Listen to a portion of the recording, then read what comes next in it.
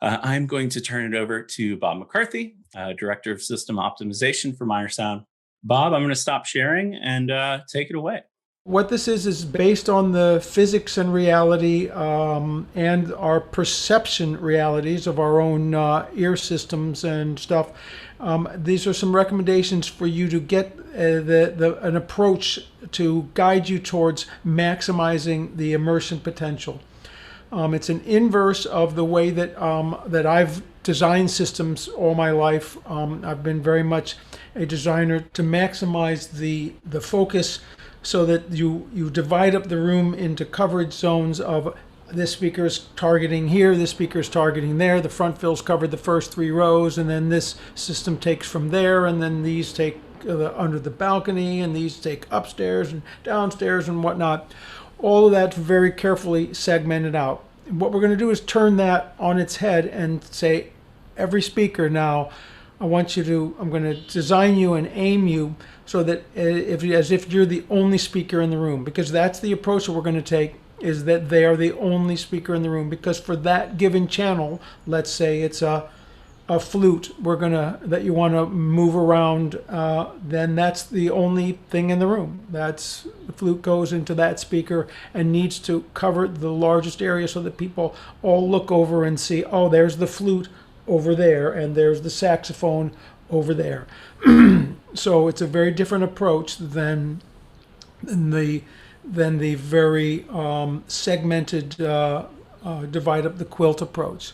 Okay, so this is an example, and we're basically going to do a tutorial by working through an example system and a couple of them. So here's a couple of the terminology we're going to use. One, lateral systems. Those are systems that move, that are the low systems. That would be your side surrounds, your rear surrounds. We divide the world up into anything that is underneath 45 degrees in the vertical plane. So, and if it's above 45 degrees, then it's an overhead system. Now, of course, you could go and stand right against the wall and be right under the side surround and beat that little criteria that I just put up, because that speaker is directly overhead. So obviously we know we can't make a terminology that works for all seats. But what you're going to see is we have a terminology that works within another set of terminologies, what we call the go zone, which we're going to get to in just a moment. As approaches go, I have a fully granular approach, which is the 360 degrees approach, which I call the helicopter. We can fly the helicopter fully around in circles around you in the lateral, the low, but I can also fly helicopters above, and not just to be a flying helicopter that's above you, but it can actually go in circles around you. So this basic approach is going to be to be able to create what I call the sonic planetarium. So if you ever went to those laserium shows or something back at the local planetarium, where you have the sort of, they throw lasers up on the walls and play psychedelic music and Pink Floyd and stuff, well, that's what we're going to try to create, is a mappable system that goes vertically and horizontally the full 360. There's a million ways to design a Spacemap Go system, and they can be as simple, and I know Josh already went through this, but from 2 speakers. Anywhere you have 2 speakers, you can map between them. It can go side by side, that's a lateral. It can go up or down. It can go on a diagonal.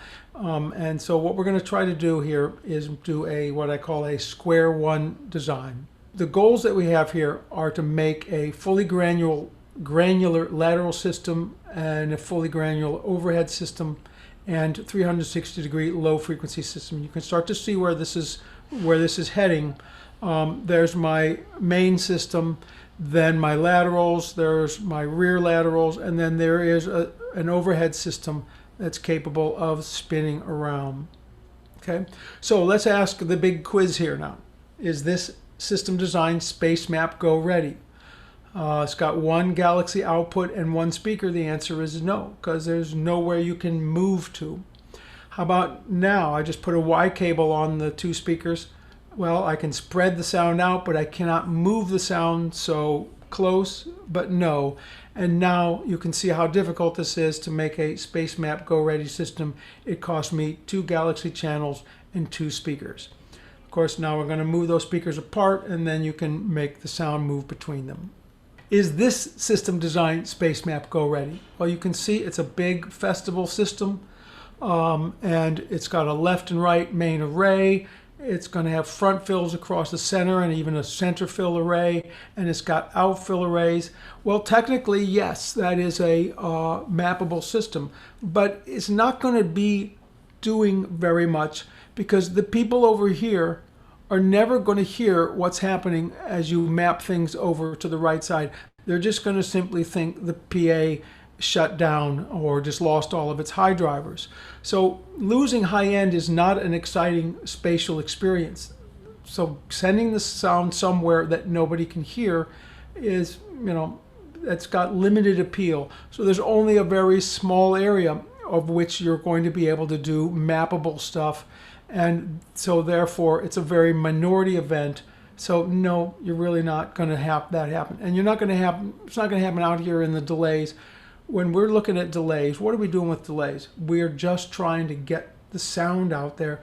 We're not trying to get fancy. People that want to get fancy with delays, good luck. So now we have to deal with this question. Are we looking at correlated or uncorrelated signals? Let's put Led Zeppelin in this speaker, and let's put Led Zeppelin in that speaker. Well, that's correlated. Those will follow the normal rules of summation, which you can read about ad nauseum. There's about 100 pages in a green book that go through that some of you might know about. What if I put Led Zeppelin in this speaker and Barry Manilow in that speaker? Well, that's uncorrelated. And so so they don't sum together in a predictable way. They sum together on a moment-to-moment basis and are, statistically speaking, they might add up to plus 3 dB, but that's a statistical thing because the relationship is random.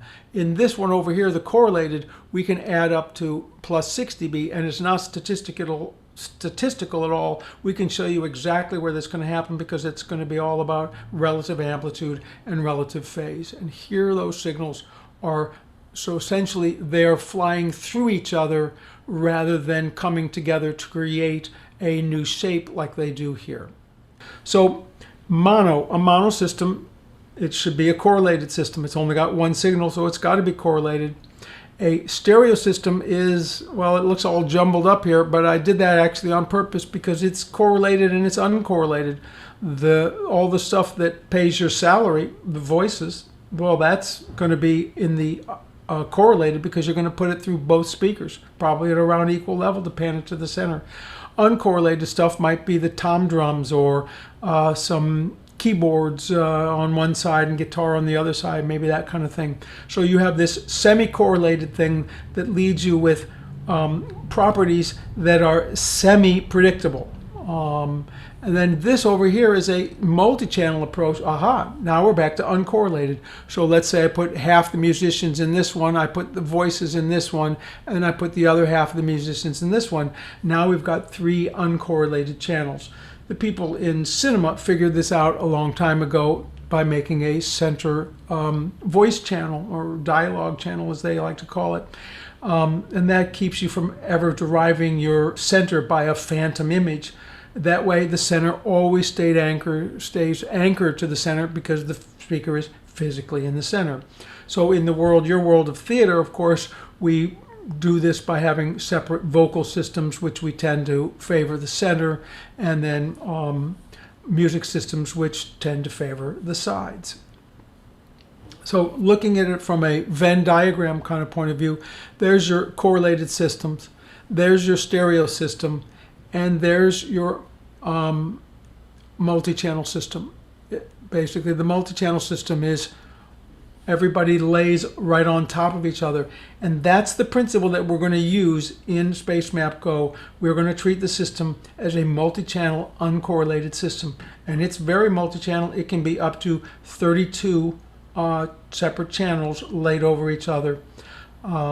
That'd be 32 input signals. I like to say we can fly 32 helicopters around the room, all on their own trajectories. So that's the story here.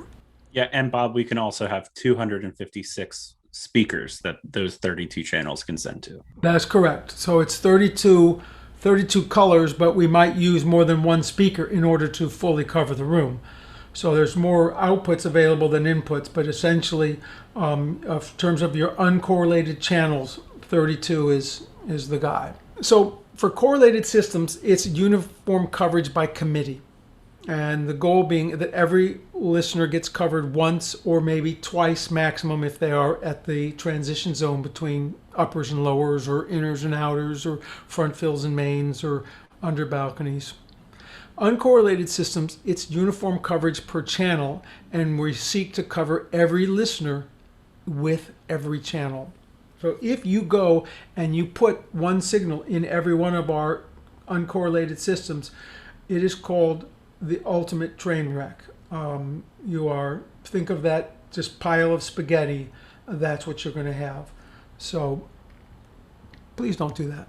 Okay, so let's make a few notes here about the predictions that you're going to see. It's a very binary set of colorings, and essentially the red area is between 0 and 6 dB. The blue is from 6 to -12, and the black means it's more than 12 dB down.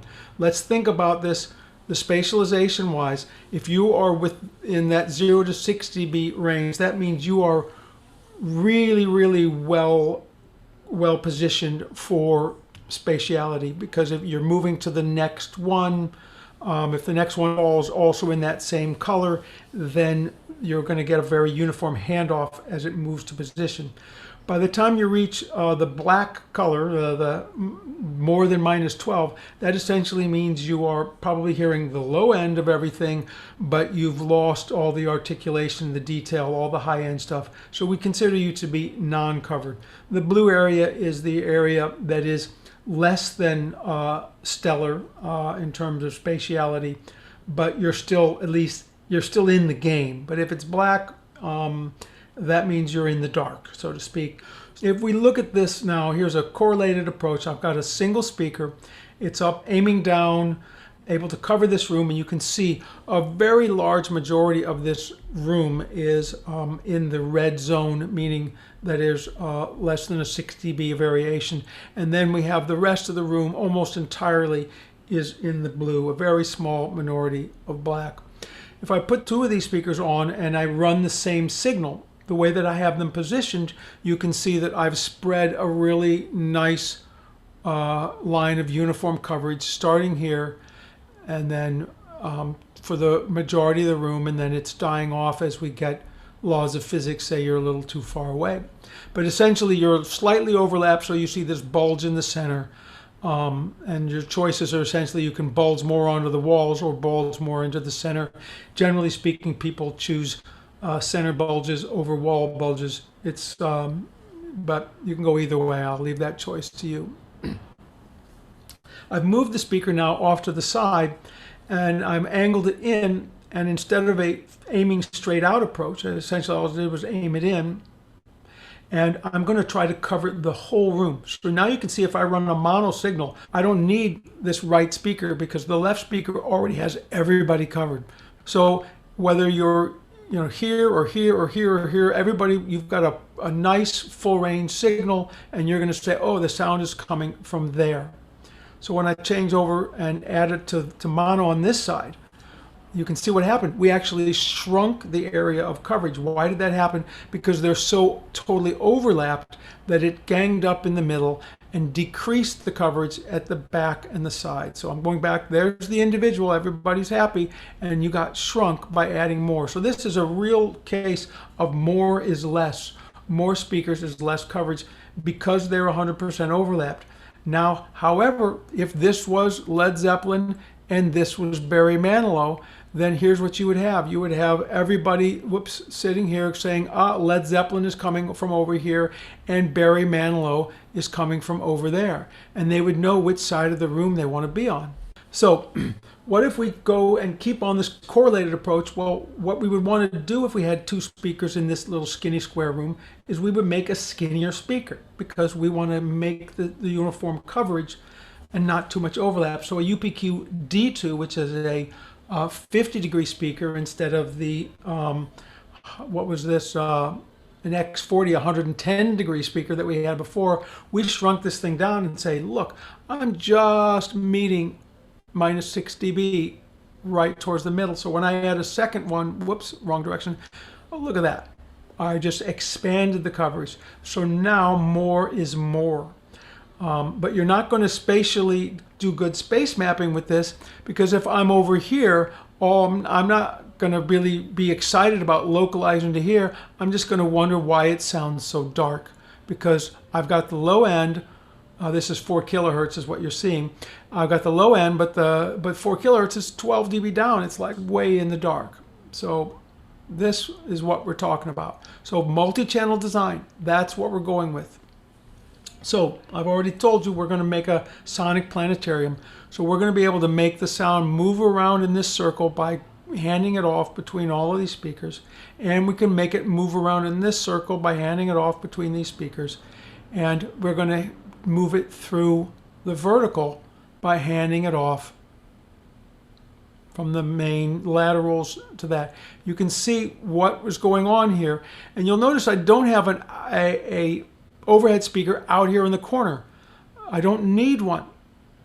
And I don't need one at the center either, because I can make you image to the center by panning it. That's the beauty of Spacemap, by going here. And in fact, not having one in the center is what makes me able to make this thing really beautifully go around in that circle. So the center can be basically a boat anchor to you. It's an option, but it's not required. You can get it by the virtual node, which Josh, I'm sure, has already explained to you. So that's our movement in the vertical, and there we go. So let's go through the design steps. Number one, we have to define the room and the coverage perimeter and the go factor. This is a multiplying number that we're going to use to design by. It's a design guideline number, and we're going to define the go zone. So what do we have to do? The next step is the main system. We have to figure out the spacing, its height, and its aim, both horizontally and vertically. And we have to figure out the lateral system. You have to properly power scale it. You can't go from a big giant 140 dB SPL main system and then scale down to MM4s as your laterals. It's a 40 dB power scaling is not going to make this thing work for you. So you have to look at your distance and your range, and you have to think about your creative content of what are you planning on mapping. If all they want to do is map some bugs flying around, well, you can get by with a quite radical downscaling of power. But if you're planning on moving helicopters, you're going to need to keep those side systems are going to have some punch to them. Overhead system, we're looking at all the same things: power scaling, location and height, spacing and aim. And then in the low frequency systems, we need a power scale and we need their locations. Then when we've all got everything in place, we'll assign the processing channels, which generally speaking, if we can do it, is going to be individual outputs to drive the individual speakers, unless we get into large systems where you're driving multiple channels of a line array, for example. Let's see the paperwork. We're going to do a little preview of the design concept, and I'm going to turn it back over to Josh, who's going to show you the paperwork. This all starts with a blank piece of paper, a square piece of paper that represents our room. The perimeter of the paper is where we can hang speakers. That's the perimeter of the room. So what we do is we start to visualize this by dividing up the space. So we're going to start with it by folding it in half, folding it in half again. Then we're going to fold that in half the other way, and again.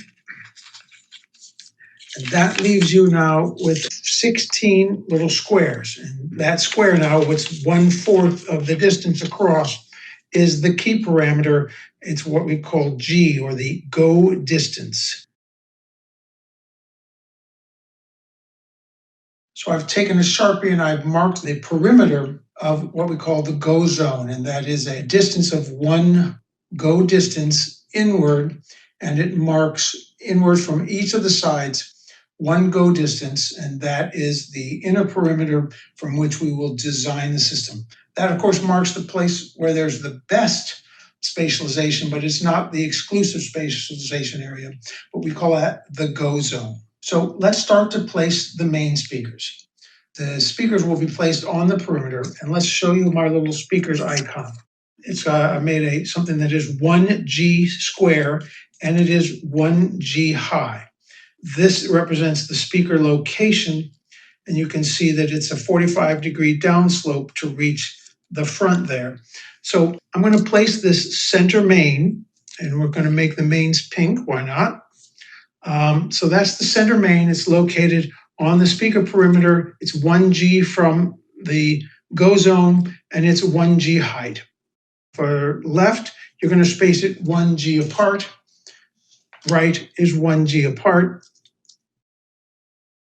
So that now we've designed a left, center, right main system.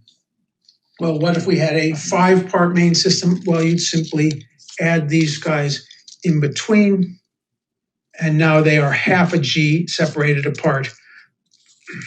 Now, the aim point of these things, all of the horizontal aiming is going to go right to the center. So I'm going to take this little guy here, and this yellow represents the go zone, so we can see that, keep that always in focus. And that little dot there, all the horizontal aiming is there. The vertical aiming goes from here to the opposite side and reaches this listener there. Now, bear in mind that the flat paper here represents not the floor of the room, but the listening plane. That's everything. All these calculations are done off the listening plane, which is typically seated at 1.2 meters or 1 meter, or if it's standing, 1.5 meters. Let's move on to the rear surrounds. Rear surrounds are easy because they're going to be just like the main system. You're going to place the center rear surround in the center. You're going to space them 1G apart, and you're going to place them at a height of 1G. Now, 1G is the ideal height for these things. What that does is it puts you at 45 degrees from the go zone perimeter. If it's higher than that, it's perceived as an overhead source. If it's lower than that, it's perceived as a lateral source. So we're right at the edge of being perceived as a lateral source. And by going high, that allows us to really get great coverage over the whole room. The lowest you should go would be half of a G down, and that's about the lowest that you can handle. So I recommend between 1/2 and a full G. I'm showing you a full G height here. The next stop is the laterals. They are, again, spaced 1G apart, but we're going to not put them on the center.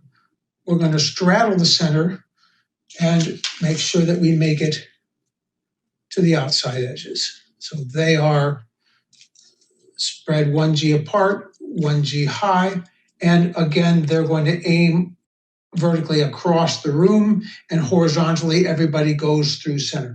So the down angle is slightly different from this one, which is in the corner, has to go all the way to the other corner. So that angle is not as steep as one that's straight on center and has the shorter distance straight across. Diagonal is longer than the bisect, but it's only a difference typically of between 1/2 and 1 degree. So it's not a game changer.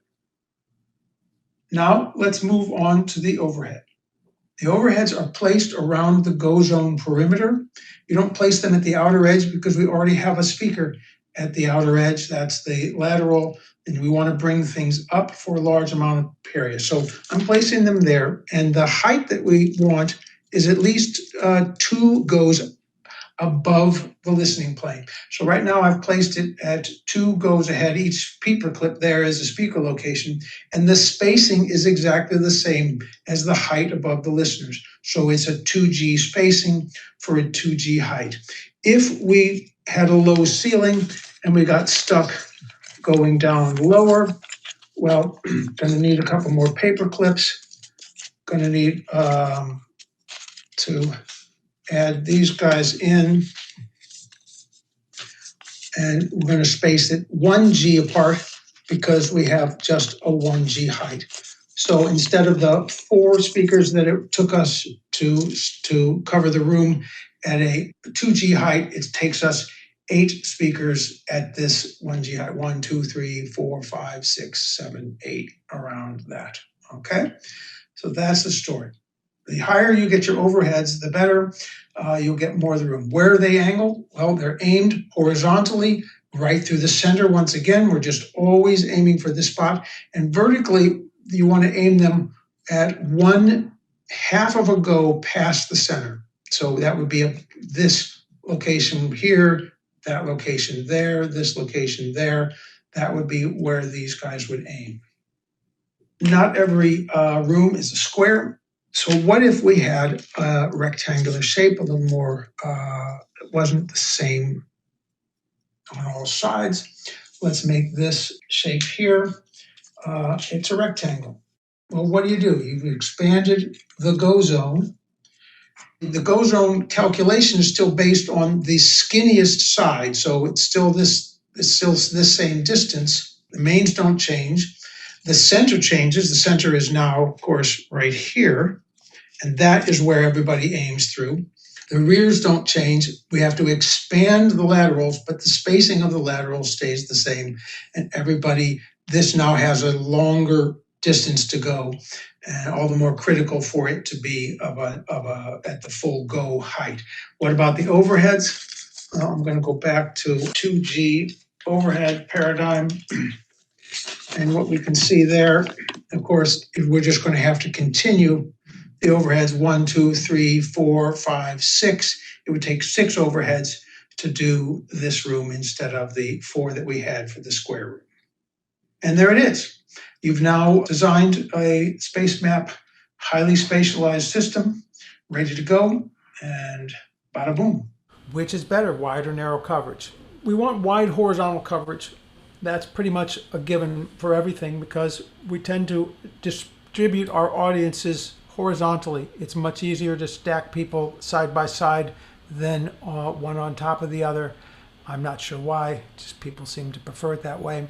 I don't really try to design anything shorter than a 80 degrees. 80 degrees is really very minimal.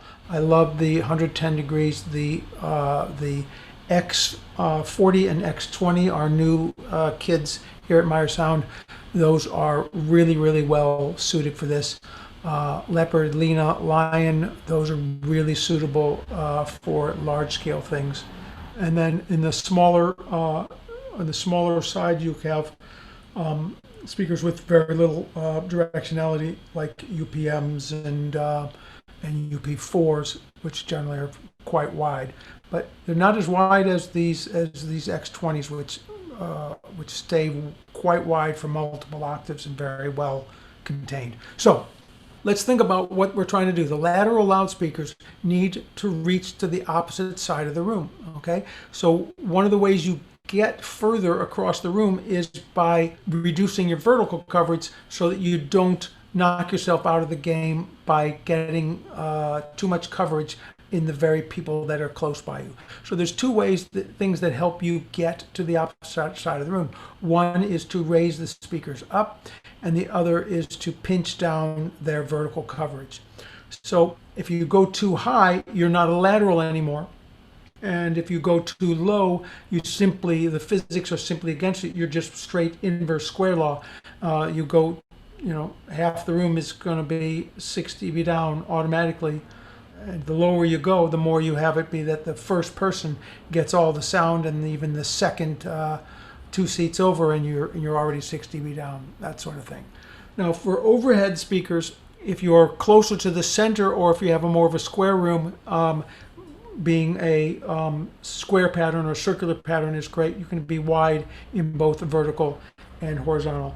And if your overhead system that is extremely high, like as in we have to put it on the ceiling even though it's a 3-story type of application, then that's one case where you're going to use a narrow speaker, but that's because it's not narrow by the time it reaches any people. It's already, even a 50 by 50 might cover most of the whole room if you're way up high in a concert hall. So let's do some numbers. This is a guy called the Ultra X23. It's a 110 by 110, and I've placed it overhead at a height of 1G. Okay, now what's 1G? Well, in this particular case, that's 5 meters by the same calculation that you went to before. It's a 20-meter room, so that means it's 5, 5, 5, and 5. So G equals 5. So we're 5 meters high. We're facing straight down, and you can see we got the room covered by that single speaker. This is then its sister, the X20, which is 110 by 50, and you can see we've only got 1/3 of the room covered now because we are skinny in one domain, and that's from straight overhead. This would be the Leopard, which obviously would be a very poor choice in this particular application.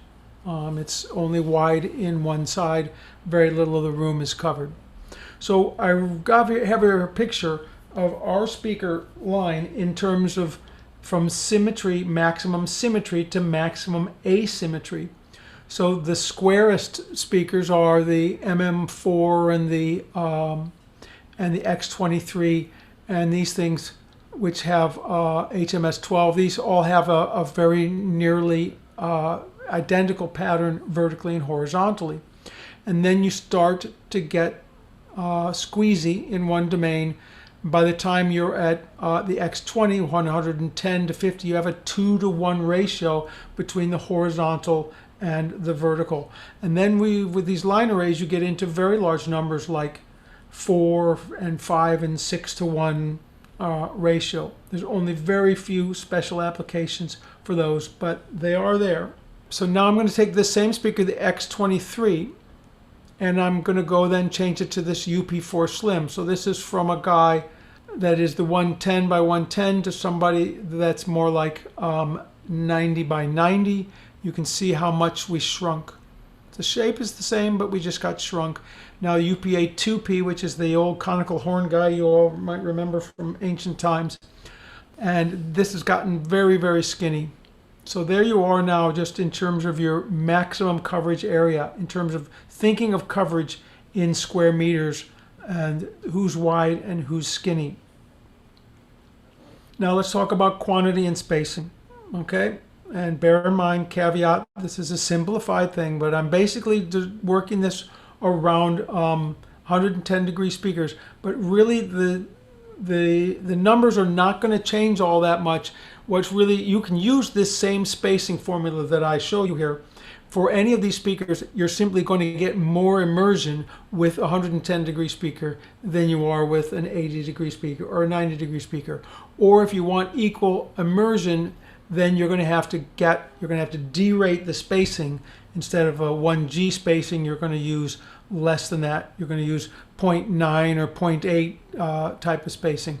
And Merlin, who's also on this call, has developed, we've been working together and developed a Excel calculator that's pretty cool that factors these things in and will give you the spacing and the aim. It's similar in its function to the Dolby Dart. If you've ever done any Atmos designs, you'll be familiar with that tool.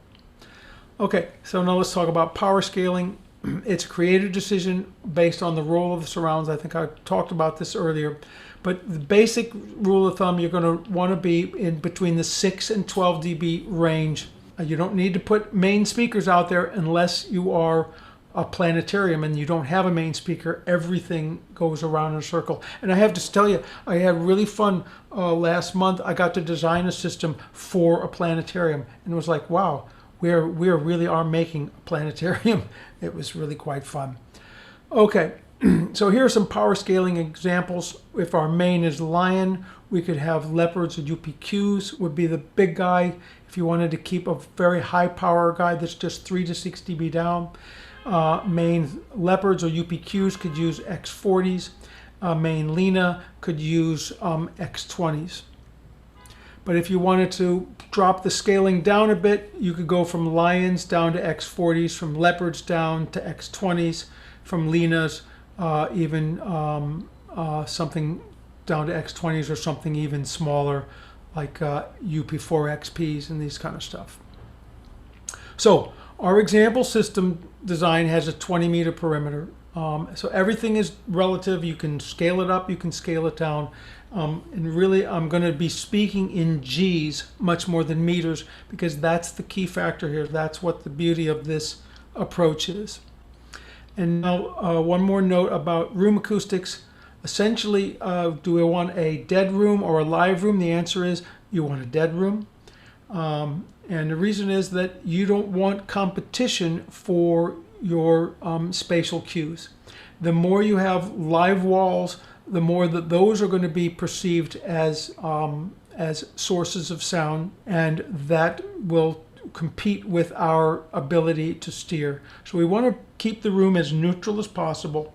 You know, if you're going to play this game in a cathedral, it's gonna, yeah, you'll be able to move the sound around, but you might have a lot of different versions of where people think the sound is, because they can get all sorts of events, or they can get it at different times. It can appear to be moving because it hits them at first from this direction, and then it hits them very strongly from another direction because of a strong echo.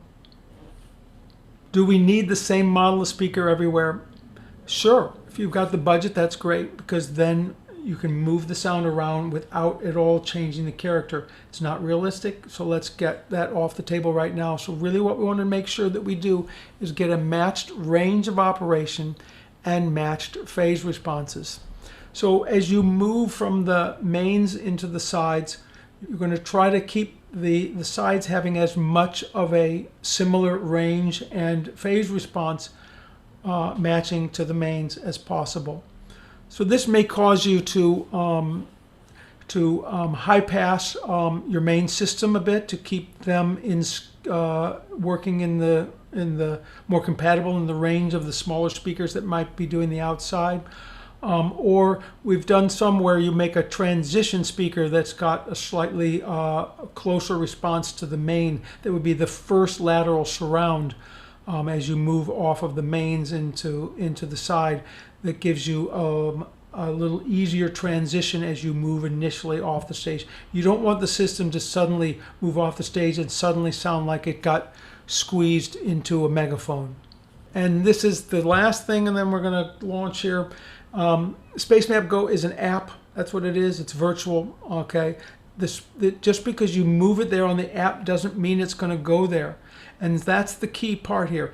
If you have a speaker that are grossly out of scale, some gigantic lion system for your mains, and it goes down to an MM4 little 4-inch speaker, it can move there on the app, but because that speaker is 40 dB down, the reality is not going to move you there. You're still going to be seeing the Leo because or Lion because it's way too loud. So here we go. This is going to be similar to what we did in the origami, so that allows us to move quickly. And it's really nice just to go through it again. Now that you already saw it once on that movie, you can see it again here. So I've got a 22 by 22 meter room. I can't recess the speakers into the walls, so I'm going to lose a little bit of room. So I'm going to end up with a 20 meter usable perimeter for my speaker. So I call that the speaker placement perimeter. So they're out there, and the height of the room was 12 meters. I can't glue them to the ceiling or put them through the ceiling, so their maximum height is 11 meters. So that sets the limits of what I can do. This then becomes the coverage perimeter, everybody inside of that speaker position perimeter. I'm not going to try to cover anybody that's behind the speaker, and really we know, of course, we're pushing it to cover that's directly under the speaker, but don't really have any kind of clear criteria to say how many inches in front of that, so we're just going to go and call that inbounds. The go zone, of course, as we defined earlier in origami, is you cut everybody in half, it being a square room, or you cut the skinniest one and you find, by the skinniest guy, you found one half of the way to the halfway point. So it's 1/4 of the distance across. So 1G in this case is 5 meters. So that tells you I've got a 10 meter by 10 meter square that is the go zone. Okay. So there it is. There's my go zone. Okay. So we can place the speaker in the high, medium, or low position. And we're going to use a wide one or a narrow one. So let's see what happens. If I place the speaker at the high position, and the high position is 1G, that's the highest we can go, because what that means is at this location right here, I'm 45 degrees up. By here, it's less than 45, way less than 45, way less than 45. And in here, it's more than 45. So it's technically an overhead speaker to these people. But that's why we made this go zone. The go zone defines where I am inside of the standard perception zone. And that places it at the maximum height. And you can see, man, I got that room covered in spades, really looking good. If I used a narrow speaker, a 70-degree speaker, and this happens to be the X42, which is the sister of the X40, I lost my good stuff. I covered the go zone, but I didn't cover all these areas that I otherwise was able to cover. So what we don't want to have you think of is that the go zone is the only place that you can get coverage. It would be if you had a 70-degree speaker, but hey, 110-degree speaker, we got a whole lot more covered than the go zone. Okay, now I've just brought the speaker down to the medium height. That's 3/4 of a G instead of 45. Its down tilt to aim at the back last seat is 9.5 degrees. But just so to see that picture, here's what we had before. We were covered all the way back. Now we've hit -6 by there, and these people are on the fringe. They're not. It's not dead to them. It's -7, -7.5, -8, but it's shrinking. So that 70-degree speaker is now shrinking more. Now I've gone to the low position. It's just 22 degrees to this speaker. So everybody perceives this clearly, unambiguously as a lateral. Even halfway to here, I'm still calling this a lateral. But it doesn't matter what I think about it over here because I'm out of the coverage. So, we're really starting to shrink down. And the skinny speaker there now does not even cover the go zone, much less a majority of the room. Okay, so that's the story there. So the winner is a high position with a wide speaker. So now if we go and we make that the left main, and there's my left center main, and around you go, and what you see is now I can be moving the sound and everybody is still in the pattern. That's the beauty of it. That's why you're going to perceive the sound is moving, because it's going to hand off between these guys. That's what we're all about. The lateral spacing is going to be 1G, and we talked about this in the origami, and you can see this is not 1G spacing. That's a half G spacing. That's because what I'm going to do is I'm going to space these guys over, draw this line out. There's 1G to the center, 1G to the outside. I'm going to space them across this 2G. So if it was just 3 of them, there would be one here, and one here. If there's 5 of them, you can see where they're going to be. These ones are going to stay the same. If there was 7 of them, I would just fill more in. If there's 9 of them, I fill more in. If there's 11, and you notice I keep going in odd numbers because you really want to have odd numbers because you like to have a center that stays at the center. Hey, Bob, we have Yes, a question from Jane in terms of height of the center system or the frontal system. Are you concerned at all about high image above actors? And what can we do to bring that image down? Well, we're always concerned about high image of actors, which is why we fired the set designer and the lighting designer and the video people and told them, no, you're just not part of this show. We're bringing the speakers down, and that's how we're going to keep the image down. And of course, that's always a huge issue for us. So if you're going to get stuck up in the rafters, that's a tremendous disadvantage. And what's the magic of bringing that down? Well, you've got to find some kind of speaker to sneak in there that joins to these channels, like, deck speakers that you make as a partner to those. Really difficult to find a mate to a center speaker. So I'm not going to tell you I have easy answers. And there's no magic. There's no super filter that gets you there. Tell your actors to shout really loud. That always helps. Yeah, Um, the other thing we've done in the past is front fills. You beef up your front fills a little bit if you can, and of course it's a collaboration with the scenic designer. And using those front fills as derived nodes, you can sort of use that to rely everything. And then with Broadway having the upper lower style of speakers on the laterals on the mains, you can sometimes yeah, push those lower mains a little right, bit. right. But those are of course over here. If you're, when you look at this magical, mythical 5 speakers across thing, which is pretty magical and mythical, is you're really hard put to find a low version of that. Yeah. There's not a lot of reality-based live performer applications where that quote flies. We get out on the arena level, and it's for a large number of the audience that can be actually still perceived as quite low. But in the world of a theater, Broadway house, off-Broadway house, it's a steep angle. That proscenium is way above 45 degrees to anybody sitting down in the first 12 rows.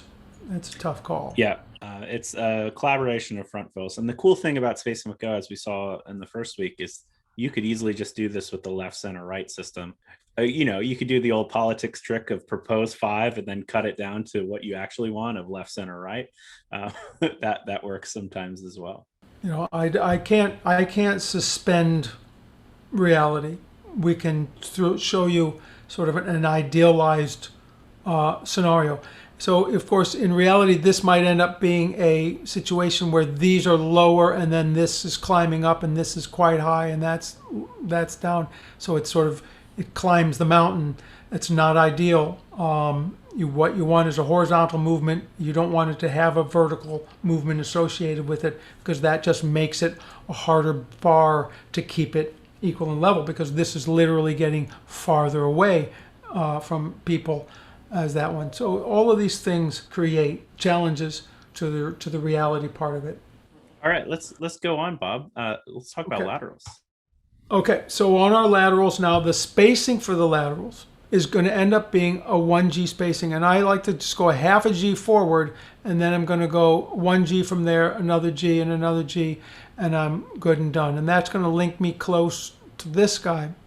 I tend to avoid corners because corners have a whole lot of issues, not the least of which they tend to modify your voice quite a bit. You might notice because I put my voice in a corner. And so it makes it difficult to make a colorless transition. So I like to avoid those. And there would be your spacing of your laterals. And then here they are. So boom, boom, boom. So there's my laterals as I go.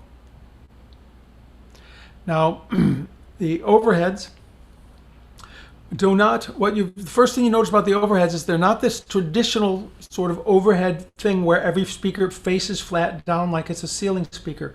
The flat down ceiling speaker is the worst thing you can do for mappability, because essentially if this one is facing straight down, it's going to cover here, and everybody over here thinks it's just got dark. But by facing them in, you're going to be able to cover a huge amount of the room. You're closer to this part and farther from that. So if you aim it this way, it's the same principles that we use in aiming speakers all along, and you end up with this kind of situation that can bring things along. So here we have now overhead. They're aimed 45 degrees down. And where do I aim them? I aim them actually a half of a go past the center. That's where the vertical aim is on those. You can see if I put this straight down, that's the one where it's only going to cover this. And if I go here, then it skims across here and there. If I go over here, it skims across there and goes over there. But it gets to be towards where it's going to be confused with the lateral if we go too far with that. So here's an overhead. This is a UP4 Slim. It's a slightly asymmetrical speaker. There it is, aimed straight down. But now I just took it and moved it off. See, here it is. I just moved it off to the side, and check that out. Look how much the pattern changed. It's quite remarkable. And now it's a much more uniform over the space. So it's going to be much better localization situation. Now I moved it all the way to the side, and now I'm able to cover most of the room.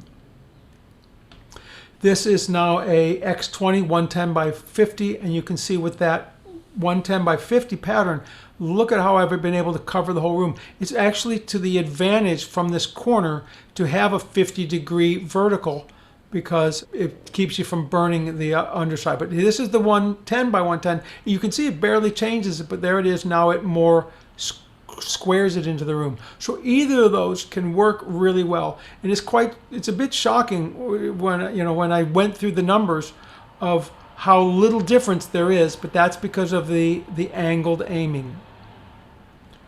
This is an X22, which is not a great choice, you can see, because we've left a lot of room in the dark that week. As we can see here, we don't need to. So you can cover a lot more room with that guy.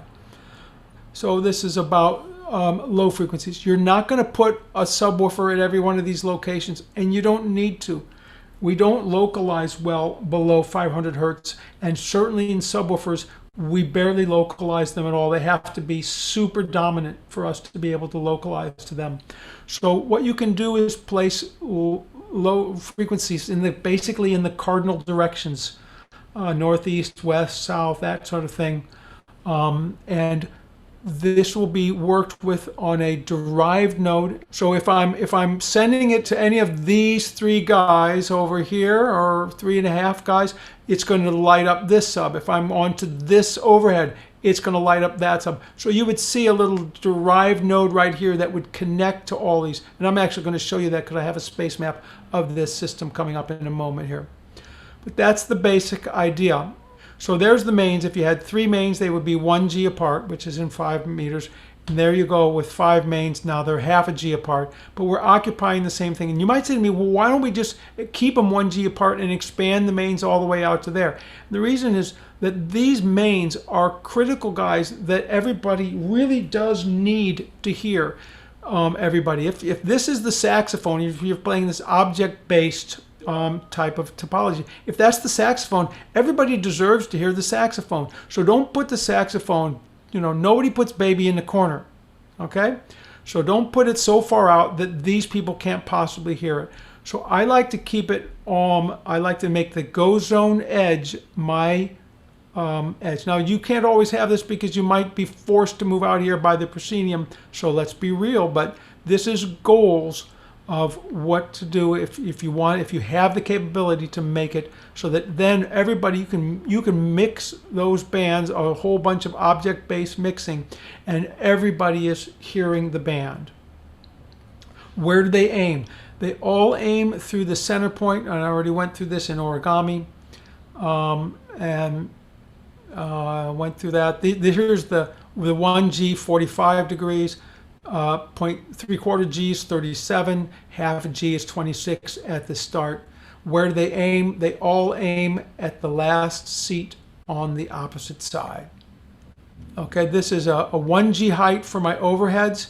You can see this guy is perceiving it as 45 degrees, but it would be less than 45 degrees, not really quite overhead for that. But if it's at 2 Gs, then it's perceived at 45 degrees, even on the outer perimeter. So everybody at 2G, everybody agrees that this is an overhead. And the design that you just saw had everything was up at 10 meters, so that was a 2G height.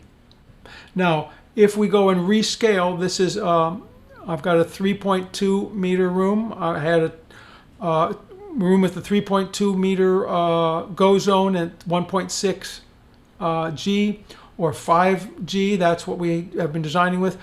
Do these look any different? They're exactly the same quantities of speakers in exactly the same spacing, in exactly the same aims, and they'll give you the same results. You just simply are going to have to power scale them up appropriately. Okay? Now, if you move to rectangles, you're going to bear in mind the skinny side, and you go to rectangle and you can see this side stays skinny. So I subtract 5 meters from this side, 5 meters from that side, 5 meters from this side. So what starts as a 25 by 20 loses 10 to become 10 meters and loses 10 to become 15. So it ends up in a 15 to 10 go zone. That's a 1.5 to 1 go zone. So now I need 6 overheads. I don't change my rear surrounds. I'm just going to add sides. Instead of 4 sides, I've got 5. Well, I just added up another 5, so I'm 30 by 20. But now this added 5 more and didn't get any wider, so it's a 2-to-1 ratio here. Now I'm up to 6 of these boxes. Okay, and you're going to see here as it gets sort of silly, it's like, well, how in the world is this guy going to make it all the way up to here? And this is where you can do a couple of things. One is this is where you're going to use a really skinny speaker. Remember I told you there was some applications for a real skinny speaker like a Leopard? This is a case where a Lena, a speaker with a very narrow vertical, is the ticket to getting deep. So these guys here start to become different speakers, the ones that have this extremely long range to go. So these could become Lenas to get you deep. It's crazy sounding, but it's viable. Then I'm up to 8 overheads, and there you go. So that's the basic thing I have, and I have one more item to show you, and that is what are you going to do if you have a theater that has things like balconies and stuff like that, which every once in a while this actually happens. So in such cases as under balcony areas, you know it's not realistic for you to be thinking that you're going to be able to map a fully granular system under a balcony. You can't take the last row under the balcony. This guy here, how are you going to make him have 360-degree experience? Only a marketing person can come up with that. But those of us that live in the physics world know that that's not a thing. What we have to do is we have to look at a realistic approach and go into something that is the area that we can actually do the work in. And so I've drawn up here this room, and what I've got now is a go zone, and I'm going to just make the go zone on the first floor, okay, because that's an area that I can do a full immersion. How can I do that? I've got side laterals, and I'm going to use the balcony front as my rear laterals, and I'm going to be able to give them a full 360-degree immersion. Here's my go zone. There it is. Here's a 5-main system. It's all high up because of having to deal with reality. But I've got some deck speakers to be able to anchor image down. But this is a real world system. This is not just like a fantasy. Bob, while you find that, one of the things that's really awesome and important about this is the choice between granular, which is moving the helicopter around 360 degrees. And when you find yourself in under balcony situations and over balcony situations, you can still do a immersive sort of mix down using derived nodes. I showed that in the first webinar, and sort of like instead of having a granular thing in the orchestra underneath the balcony, you could maybe do a mix down to 5.1 or something like that, depending on how many fills you had underneath the balcony. So here are the mains, and then here, remember I told you that you can do this is the transition speaker. It's a UPQ. It's a more full range speaker down to 50 hertz. And so that baby will make the transition out of the mains, and then we go with a 1G spacing for the laterals, and then those laterals will be joined, there we are, on the balcony rail. And there is my fully granular, recognizable standard Spacemap system. So this area here is fully good to go. And then I have a overhead system. Probably 1F, right? Oh, there it is, SNG-OH. Oh, yeah. There it is. These are actually just an 80-degree speaker, but that baby is able to light up the whole floor. So everybody down here is going to get a full 360. Now, okay, that's great. Now, what are you going to do about these areas that are not so much? So it's not realistic to put a bunch across here and do the thing where you're aiming them all into the center. So this one would have to be, do I make a second go zone and pretend that and aim this way in here? Or do I aim this one way out here where everybody else is aimed? And let me turn on the center lines because now we'll see where everybody's aimed. Yeah. So you can see everybody's aimed. It's that big traffic jam in the middle. So I'm going to turn off the overheads for a moment here. Now for the rear, I'm going to bring on somebody come on. There they are. Okay, so now what you see, these guys are small speakers, and they're not trying to aim all the way inward, because I know this person will never hear this speaker because it's got to go through all these people's thick skulls to get to them. It's not going to happen. So instead of trying to make a 360, we make what I call a non-granular approach, or what I call the cardinal directions. You can say this is a rear surround. So globally, these people would say, the sound has moved to the rear. So when Josh maps this out for the space map, he's going to say anything that's coming into any of these zones is going to map into these areas. And he can make it kind of approximate little, he can make it link these 3 with these 5, or he can make it these 3 or these 3 with these 3, or he can make it so that anything goes back, all 6 of these light up. So it doesn't matter if it's here or here or here, that everybody here says, the sound is now behind me. These people all agree that the sound is behind them. They have the added benefit it's behind them and to the side. These people just say, it's behind me. Now, what are you going to do about overhead? Well, that's kind of a cool one, because on the overhead, we have these under balcony delays that are in here. And those are standard under balcony delays, just like you'd normally get. And here there, I just put them in there right in here. Well, they're functioning, for example, they've got the voice in there, and they are helping to bring intelligibility in. Maybe these are blocked and can't even get in there. But there isn't, the Spacemap Go stuff isn't in there. Well, you can put those in there so that the same stuff that's going in that overhead set as a separate channel goes and adds in at that moment, so the people sitting in the coverage of those under balconies suddenly look up. Now the voice is linked to the main, so the localization is going this direction. But to the people listening, to when they hear that, let's call it the trumpet, an overhead trumpet, that is only present in here because it's present in these speakers that they can't hear and this speaker that they can't hear. And then it pops in there and they say, oh, look, there's a trumpet above me.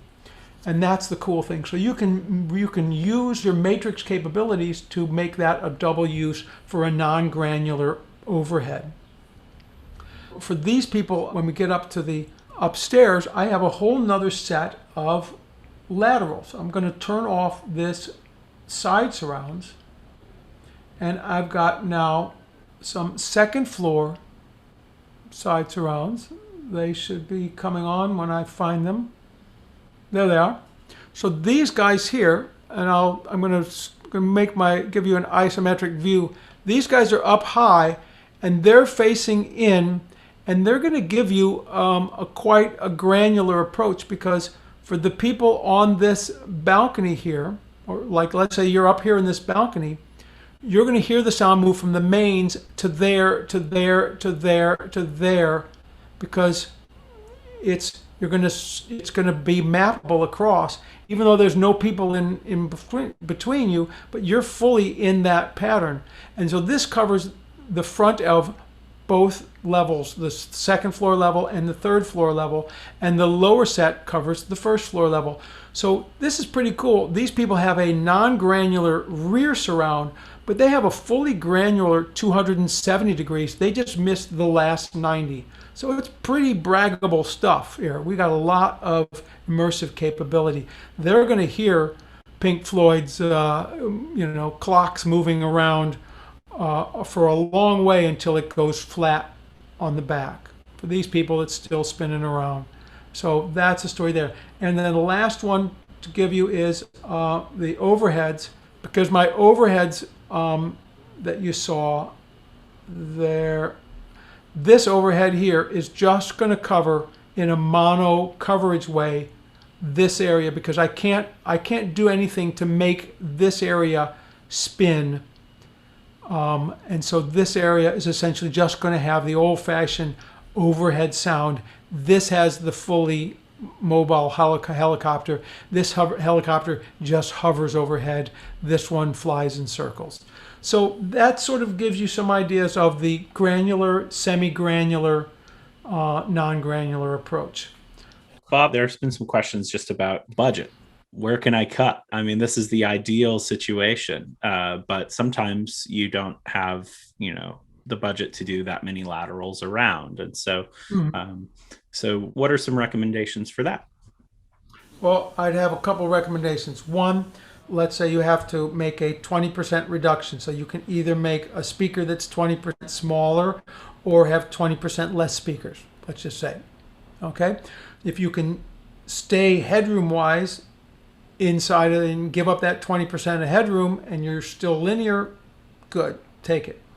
But if you're already on the edge power wise, then reduce your quantity by 20% because you're much better off to have less immersion and not sound like Daffy Duck. Yeah.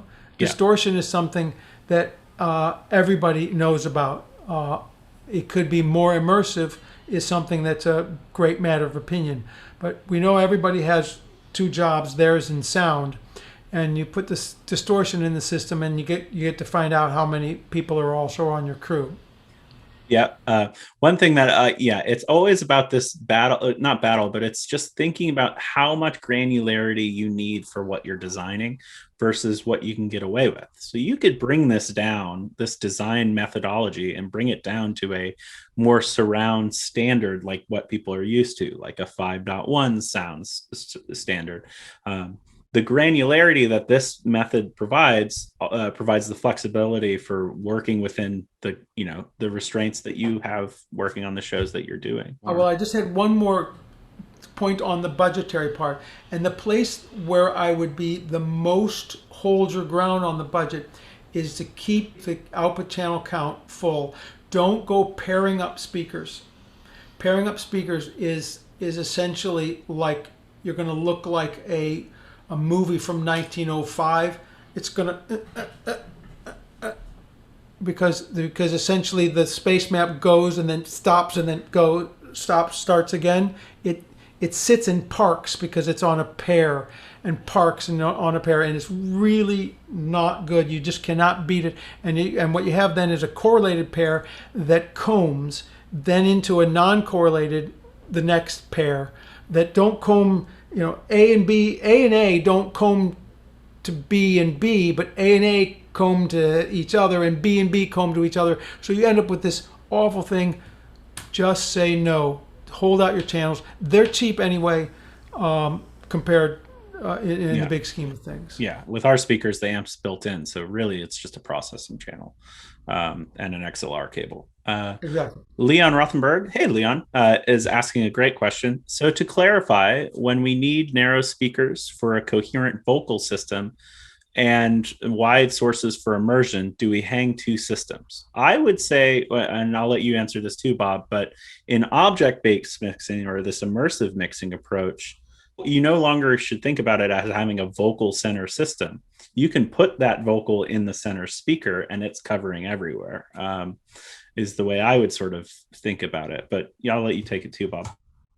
In terms of thinking of channels, you have a vocal channel, and I consider that a channel. And your sound design, I'm sure, makes sure that you reach every single seat with that channel because it's mission critical. If you need to do that with things that are partitioned out, like a very directional system, that's all good as long as you've covered every place. Now, if you've covered it all from one location, that means you're still in great shape to hand off that thing to another system, to move that. But if that system is at one speaker and then it's also grounded with others and then it's got delays and things, and if it's a 5-part or 7-part array distributed over a thing, then it's kind of anchored in place. You can't really move it because it's spread out like a monster, like a Frankenstein. But so that's the thing. As long as you can be directional, just so you cover everybody, It can, and an array can be made of directional parts, but what you end up with then, of course, is that its overall shape covers the whole room. It's the key thing. Yeah, Then you're ready to hand off. and one of the cool things about the flexibility of Spacemap is you could keep your traditional A/B system, vocal system that you would have in theater and have a left right as well. And if you don't want to move anything around on the stage and just want to use Spacemap for effects, you could easily just have a traditional left, center, right musical theater style system, and then utilize Spacemaps to move your effects around and your surrounds. So you could do these weird, awesome hybrid systems. You can go the full object-based mixing approach where every speaker is trying to cover everywhere and the subsystems are in line with that. Or you can go the hybrid approach of just maintaining a traditional left, center, right musical PA and having surrounds and using Spacemap for either. That's the cool thing, is you have this sort of flexibility. Let me show a couple more things. All of this to me goes back to the fundamentals of system design: picking the right speaker, putting it in the right place, and pointing it in the right direction. And one of the cool projects that we recently did was a full-scale, really large venue for Spacemap Go. This is an example of a venue that has 3 balconies, and we can see this, this is the dream setup of a large scale, I believe 5,000, 8,000, 10,000 seat auditorium. There's a lot going on here. We have big arrays. We have a huge subcluster. The headroom that this was designed for was for, EDM and big things. But one of the things that's really interesting is this right here. So this is object that I have selected is a lateral surround speaker, and it's actually a Leo. It's a single Leo box. So we can see we have 3 Leos on each side, or we have 2 Leos and 1 leopard, I think, on each side. And so I'm going to just shoot this Leo at 4K right here and show you how well this covers. And so with system design, you can actually reduce, your budget and reduce the amount of speakers you need by picking the right speaker. So here's a single Leo at 4K. And we can see that Leo is covering as a lateral surround for almost the whole entire balcony. Again, we're doing that method. And so we can also see, if we shoot the next one above, we can see that Leo is doing the same. So in fan-shaped rooms where it's really hard to shoot, you have to throw lower distances, that vertical coverage might be useful. So we can see this Leo up here is actually covering even better. And then we see one little tiny surround speaker. I'll just shoot that right there. And this would probably... red paint. Yep. And this little tiny surround speaker is we would use as a derived node and delay it back to this main Leo, so that this section of audience right here remains in coverage. So again, that's a good example right there of why you can't why you can't cover that whole back area with a fully granular. I mean, exactly. There's no way that speaker can reach to the other side. It's just not realistic. Yep, absolutely. So we could make that speaker a derived node and delay it to this Leo and just act as a fill for the lateral system. I combined the two, but these are 2 correlated signals, so it looks different. But basically, you can see that it would be all red across the way. And the other fun thing about this, I find, is this giant, awesome subarray of 1100s and 900s. I'm calling this the DV array for David Vincent, who designed it. And I think you helped on this one too, Bob. But it's a mother of all arrays. But anyway, that's just a fun little tidbit. Do we have any questions? Yeah, we have a question in the chat by Sam, and Sam is wondering, with very directional speakers, and I surmise he's referring to the Leo, how do you manage the low end? And it's on an output channel of a Galaxy, so you can just taper it off with a U-shaped filter. You treat it like a single point source, really. That's a single Leo box. So But I suppose that what he's hinting at, correct me if I'm wrong, is that EQ doesn't change the directivity of the loudspeaker. Yeah. Suffice to say, if it was an ideal speaker, it would be a constant Q rather than proportional Q. So it's a solution, but it is not perfection. If you could duplicate that 4K pattern all the way down, that would be perfect. But of course, you could, but that's an infinitely large speaker, so that's kind of problematic. But it's like anything else, you give something up to get something. Let's do remember that if intelligibility was the number one thing, we wouldn't be doing immersion. Let's do remember that. But that doesn't mean you need to screw up your show. And as going back to Leon, it's like I wouldn't do anything that compromises the mission critical aspects of the show. Let's remember that immersion and all this stuff is sweet dressings and flavors and icing on the cake here. It's not the main course. Let's just never lose focus on that. And people that lose that focus, it's at their peril. I can show you another cool space map. Let's see if I have it up. What if you had a stereo in the round system and you had 6 front fills? So each side of the arena or whatever was in the round. So I'm going to just add this on a blank channel. Here's a space map here. So what's interesting about this space map is you would have 2 main hangs on each side of a stereo left, right. On each side.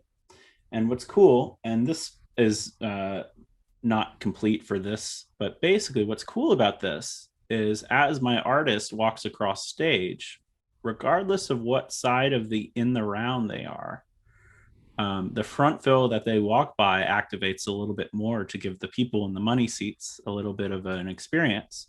But on the other side of the room, we have the closest main speaker activating. So if the artist is over here, the people on this side of the room here localize towards these speakers, and the people on this side of the room localize towards this speaker, and the people on this side of the room localize towards here, and on this side of the room, they localize towards the left speaker. So it's sort of using the mains as sort of fill speakers for each one. Now, we would, of course, timeline all this and make it, as seamless as possible. But we can see that now with this space map, we have a very granular, we have a way to localize an image to something in the round as they're walking across stage. And then, of course, we showed the previous in the round for Sydney Theatre Company last on Roundtable 1. This is an example of a system where you have a left, center, right on 2 sides of the room, and you only have a stereo system on 2 other sides of the room. And so here would be a space map that we would use for sound effects, but it would be inefficient for mixing an actual musical in the round. And so what we can do is divide the room up into pie slices of seatings of section and assign speakers to the space map for each zone. And what I like to work from is wherever my A1 is mixing from. So let's say the booth is over here, the console's here. Well, that console is going to have a left, center, and a right, and then 4 rear surrounds. And so we build a space map that has that left, center, right, and 4 rear surrounds. And then on the opposite side, we use derived nodes and link those nodes to represent left, center, and right to the exact same perspective as what the mix engineer would see. And so you can get really creative.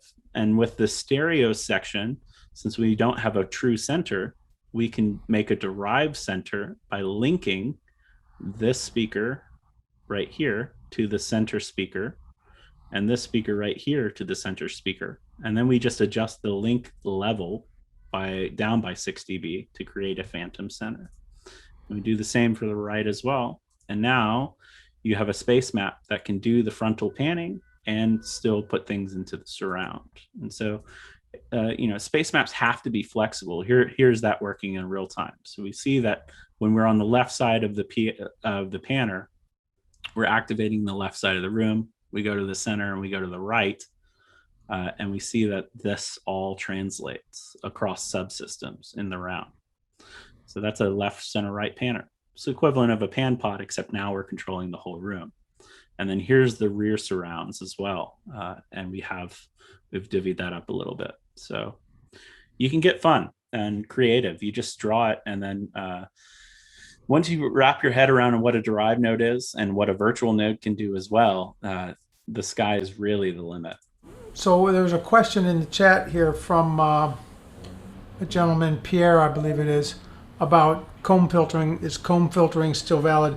Turns out that the license for comb filtering expired in 2019, and it was not renewed. So we are free from its effect. It's just great. Here's the deal. Yes, comb filtering is still a thing, and yes, I'm always concerned about it, and that's why we care about whether signals are correlated or not correlated. This whole overdoing the immersion, if you're going to make your Venn diagrams lay over and everybody cross-pollinate, you darn well better be mixing with decorrelated outputs. You better be mixing things separately, because if you're just piling everything into a big giant mono thing, you're screwed. Big time. Yeah. And we go through this. This is something from all of my entire time in pro audio. People say, oh man, I want an LCR system. And then what do they do with it? They put everything in L, C, and R. And it's just like, stop. Just stop. No one can resist that no one can say, well, let's just use 2/3 of the speakers and have it be good and leave this middle set turned off. And they do all of them on together, and it's a mess. This is in the world of rock and roll now. Theater people got a long time ago to decorrelate things and separate voice systems from music systems, and separate effect sources in their locations and stuff. They understand decorrelation. Rock and roll, laws of physics still apply.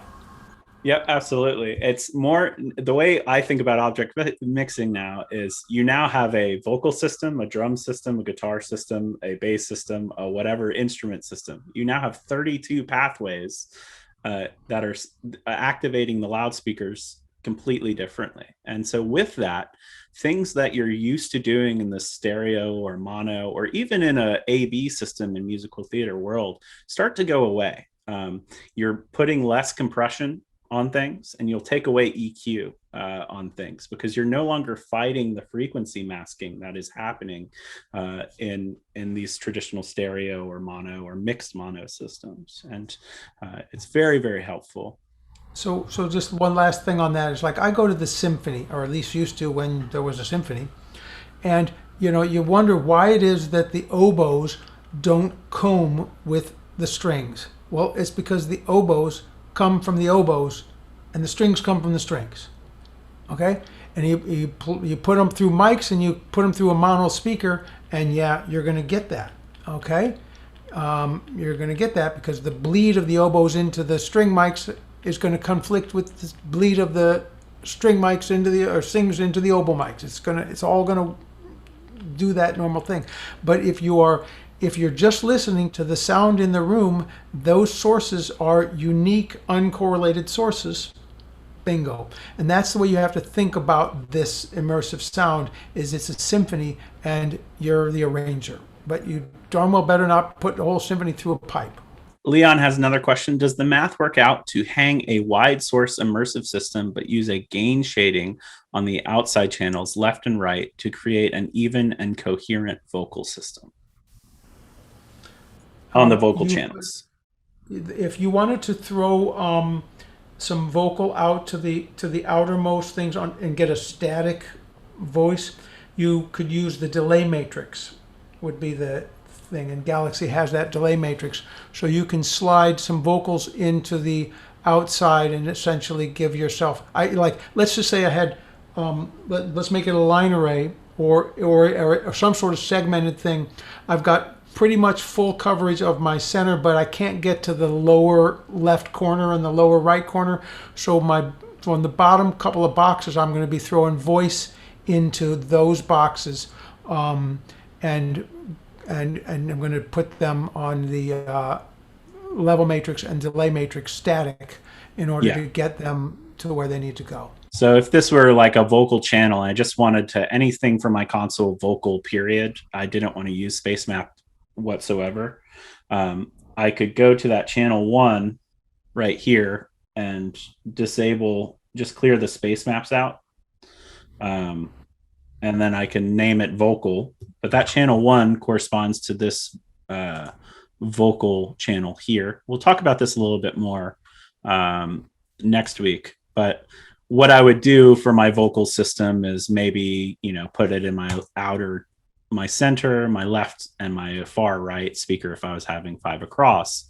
And then I could go to my delay matrix and just, delay this left and this right back to the center and use this sort of as a fill for that vocal channel. And then one last step in Spacemap. This would mean that I wouldn't move my vocal around the stage. That would just be static. One last step is with Spacemap, you can lock out channels. So I would lock out that vocal channel. And now I can't touch the iPad and manipulate it. So from my console, it's XLR out into my Galaxy. It's fixed. And so it's timelined and ready to go. And now I can use any other of these, numerous channels to move things around independently. So to answer Chris Walters, what you're saying is that any source should only be routed to one output at a time unless it's panning between outputs. Not that we don't have to be so stringent as that.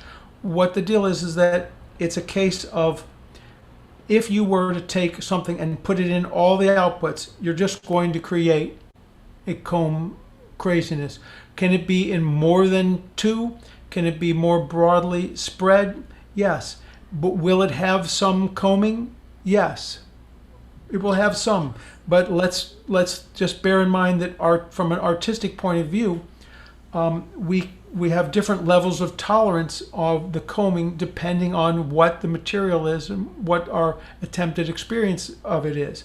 If you've got things that you want to have a very spread feeling, you're going to be tolerant of more combing than if you want them to have a pinpoint, highly intelligible thing. So if you're wanting to make something very pinpoint, then that's the cost. You want to do that. And so Josh probably has shown you this, but you can pull the space map close to where it really focuses a single speaker, or you can pull back and it sort of spreads across a wider range of the speakers, depending on your placement. But the space at an equal level, that's a beautiful thing about it, but it will do it by mixing more of these things in. Does that have more combing in it? Yes, that's the laws of physics, because that one channel then is at multiple sources and those are correlated. Is that the end of the world? No. Well, what helps you there is the level difference, between each output. Yes, because the level that level helps you. And let's bear in the following thing: the most detectable thing for our ears in terms of co-filtering is when the entire musical content is being crunched. When the whole left and right with our run mono, and we move ourselves and we walk between the 1 foot off center and onto center and 1 foot the other way, that's like flagrant to our ears, because the entire mix, everything we're hearing, goes into this tomahawk chop filter, and off you go. But if you're hearing one channel comb out of 16 channels of material, one guy is combing because it's moving, other people are static, or other people are combing with a different comb texture because they're moving somewhere else. It's going to be much harder for your brain to say, aha, I'm hearing a sound system do combing.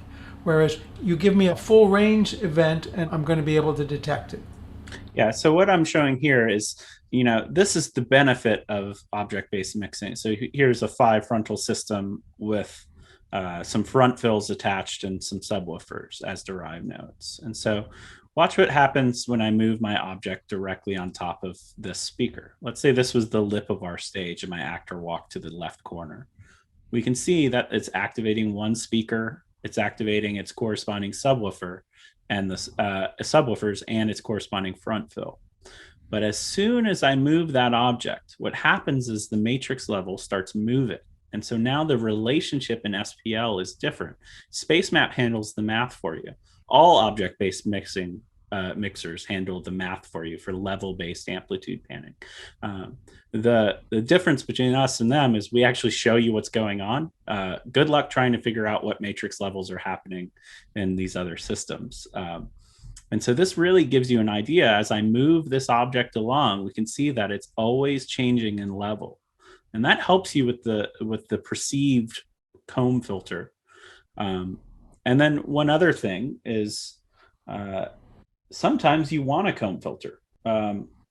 Sometimes it doesn't really matter with the content that you're trying to do. So for example, here's a space map that's called an additive space map. So if I go to the left side of the PA and I drag down, we'll see that we start activating loudspeakers as we move down into the space. So I'm on the left side of the room, and now the whole entire left side of the room is getting sound. And we can see in our matrix levels that everything's being evenly distributed SPL wise. So if I had 85 dB coming in, it's still coming out 85 dB in the room. And I use this all the time for reverbs. Reverbs are, decorrelated signals anyway. And so it really actually is quite useful and effective and helpful for sounds that, don't need to localize, but sounds that need to spread everywhere. And we can see that, imagine an ocean wave sound effect coming from stage and then needing to hit all of the sounds, the loudspeakers in the audience.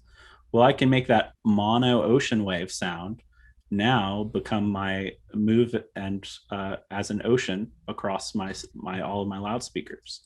And then I could put it on a simple trajectory like a line. Here we go, and spread it out and press play. And now we're going to send the sound, the ocean wave will just crash in and out of the audience. And so this is the creative part of this. Is every other system with object-based mixing forces you to, if I move my object to this left corner of the room, it's always going to only come out of this left side of the PA. If I move to the back right side of the room, it's always going to come out of only the right speaker. Well, with Spacemap, as we see here, this is now sending to all loudspeakers. And that's an important artistic tool that is very effective for things. It's not technically scientifically right, and there is comb filtering, but it's content dependent, and it's very helpful. Yeah, comb filtering, the badass comb filtering is when things are less than 3 dB apart, and 3 to 4 dB, that's what I call the the combing zone. By the time you're past 4 dB, it's the milder version. By the time you're at 10 dB, it's basically a non-event. We're going to get a couple more questions answered and then we'll wrap up. So I don't have an iPad. Is there a simulator to run the iPad app on a computer? If you have a brand new M1 Mac and it's running Big Sur, you can actually run the iPad app on your computer. If you don't have that, it runs on any iPad. iPads are relatively inexpensive these days. It can even run on the iPad mini. As long as that iPad is old enough to run on iOS 14 or 13 or later, it can work. So it runs on any iPad. Angelo is asking, has the world of recording and DAW caught up to Spacemap production? We are starting to see people implement Spacemap Go into their studios, and we have announced the Spacemap Go plugin, which is coming out later this summer. And that will really implement some things. The cool thing about this is this can work on top of whatever immersive system you're using. So if you have a Dolby Atmos recording studio, you could still use Spacemap. Mouse on Mars has a studio in Berlin that has been using Spacemap in their recording studio to make things as well. So it's getting there. Manny Marroquin has a restaurant, Verse Restaurant in LA, and he has this technology as well at the restaurant. but he can also record from the restaurant. It's got a 0.5 RT time. If you're ever in Los Angeles, check out that restaurant. It's amazing. Can input channels be stereo? How does Spacemap Go handle stereo sources? I'll just show this real quick, but we'll really get into this next week. Let's say channels 2 and 3 and 4 here are stereo content. I can link my stereo channels and I can decide the link behavior of them. So in this instance, I have it mirrored X. So as I move, we can see that my stereo channel is being controlled. And then I can decide on what behavior I want. So if I want my stereo to be mono, now it's mono. If I want just the Y-axis to be different, I can sort of control it differently. If I want to mirror XY, now I can have stereo this way and this way. The cool thing about this is now that stereo content can still maintain its panning relationship that you work so hard to do in your mixing console, except now we can dictate how it behaves in the loudspeaker system we're working at. So we maintain the panning. Like if I just locked the X, we maintain the panning of stereo, except now the left channel's in the left side of the room and the right channel's in the right side of the room. And so this is where it gets really fun, because what is stereo anymore? It's a weird, this weird new world. So great. I want to thank everyone. So next week, we're going to really get into show programming. We're going to get into how snapshots work. We're going to get into theatrical workflow from when I'm sitting in my home office building content all the way to opening night drinking cocktails. So we're going to go from start to finish. And I'll see you all next week. Thank you, Bob, for doing this. Thank you, everyone, for coming. Just thanks. Thank you, Josh. Thank you, Merlin, for making it all happen. And thank you all for showing up. Good seeing friends. And thank you to TSDCA for allowing us the opportunity to conduct these sessions. Much appreciated. Well, thank you, everyone, and have a great day. And we'll see you next Wednesday, same time, same place. Have fun.